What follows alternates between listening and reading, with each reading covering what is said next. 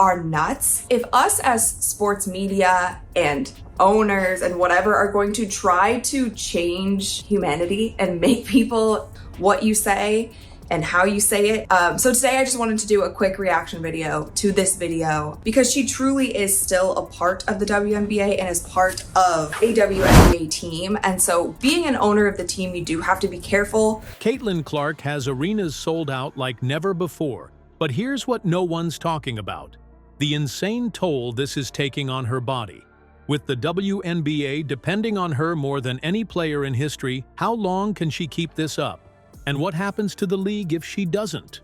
Before we move on, I'd like to ask you a small favor. If you appreciate this content, please take a second to like this video and subscribe to the channel. Over 98% of you watch the videos without subscribing. It costs you nothing, but it makes a huge difference to us. So, did you click the subscribe button? Great. Thank you so much. Now back to the video. Imagine this. The doors to the arena open and fans flood in wearing Caitlin Clark jerseys, some holding homemade signs with her name in huge, bold letters. They've traveled hours, some even crossing state lines, not just to see the game, but to watch Clark warm up. Crowds buzz with excitement before she even steps onto the court. By the time the tip-off happens, it feels less like a regular season game and more like a concert. With millions and millions of fans, this is not going to go away. Like, we have seen it across the board in every single sport. And if you're going to get the same eyeballs as the NBA, it comes with the territory. Things that she said. And I also do want to focus on what she's saying. So she basically starts out the video saying, like, they not like us, talking about Caitlin Clark fans. And you'll see she gets to the point where she's talking about Caitlin Clark fans only. And when Clark starts hitting logo threes or threading a no-look pass, the place erupts like it's the Final Four. She's not just a basketball player anymore, she's a full-blown phenomenon. Clark has become the face of the WNBA almost overnight. Ratings are up, seats are filled, and people who've never watched a professional women's basketball game before are suddenly tuning in. Take her game against Dallas, 2.1 million viewers. That wasn't just a good night, it was one of the highest-rated WNBA broadcasts in years. In fact, 21 of the 24 most-watched games this season featured Clark. And here's what's really mind-blowing. She's responsible for over a quarter of the league's entire economic impact. Think about that for a second. It's like the WNBA handed her the keys to the castle and said, "Drive." Clark's drawing power is impossible to ignore. At a recent Indiana Fever matchup against the Connecticut Sun, the arena was completely packed.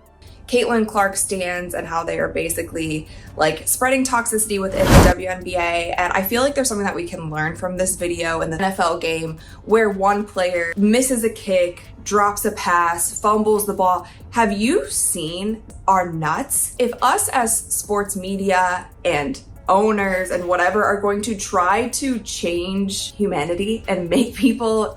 And it wasn't just locals. There were entire families who rolled up after hours of driving, kids wide-eyed and clutching Caitlin's jersey, hoping she'd see them from the court. What those fans didn't see? Clark fighting through a groin injury mid-game. She barely flinched as she carried her team, but you couldn't ignore the signs. How's she supposed to sustain this level when she's already battling physical setbacks? Here's the thing. Clark's not just growing the WNBA, she is the growth. That's amazing, yes, but it's also risky. A league can't live on one player alone.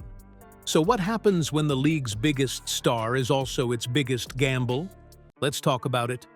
Here's the thing no one wants to say out loud. Caitlin Clark isn't just getting defended. She's getting targeted, game after game.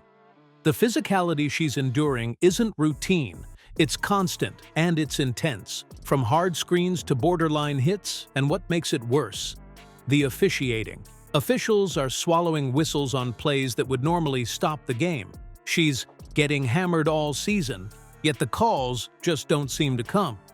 On the court, she's the definition of control. Because she truly is still a part of the WNBA and is part of a WNBA team. And so being an owner of the team, you do have to be careful their social media after those games. To compare the NFL and the NBA, and yes, both Boston Celtics fans into decent human beings who aren't hateful and do these kind of things, like, it is not going to happen. There are fist fights at NFL games. Clark runs the show with her vision and basketball IQ, orchestrating every move so smoothly that teammates trust her completely. Opposing teams see that, and they crank up the pressure. It's not just about scoring anymore, it's about wearing her down. But every game she plays while carrying this load, it chips away. Defenders chase her relentlessly, making her the focus of nearly every defensive scheme. How much longer can she take this level of physical punishment before her body pushes back? You saw it in that game against the Connecticut Sun. She played through the groin pain, stayed tough, never looked frustrated, and even kept pushing the tempo like nothing was wrong. But you could tell something wasn't right. She didn't quit, though. She didn't sulk. What you say and how you say it. So today I just wanted to do a quick reaction video to this video. She brings up the NFL because NFL fans don't only hate on one another's, send death threats to players. Think about any big college game, and there are brawls that break out from fans fighting with one another because that's how much they hate each other. I'm sorry, this also makes me think. She just kept grinding. That attitude is part of what makes her incredible, but it also shows the cracks starting to form. You have to ask, what happens the next time, when that injury isn't something she can just push through? The league has been lucky with her durability so far, but history doesn't give them much reassurance. Look back at the NBA. Think about Derrick Rose or Zion Williamson. Leagues depending too much on stars comes with a price. When those players got hurt, it wasn't just devastating to their teams. It hurt the entire league's momentum. Clark is now the WNBA's main event, its economic engine, its growth. But that also means her absence would be felt across every stat line, every highlight reel, every packed arena. Clark is tough, no doubt about it. But toughness alone won't keep her going forever. The WNBA can't continue gambling on her ability to hold it all together. If they don't step up to protect her, the risk isn't just losing Clark, it's losing everything she's built for the league. Caitlin Clark is rewriting the story of the WNBA every time she steps on the court, but no league should gamble its future on one player. Right now, the WNBA has an opportunity. It's not just about Clark's performance, it's about using her momentum to elevate everyone around her. Building rivalries, highlighting other stars, and expanding the narrative beyond Clark is the way forward. For fans, showing up isn't just about a game. It's about pushing for something bigger. Clark may be the spark, but the league's future depends on making that spark ignite a fire that lasts far beyond her.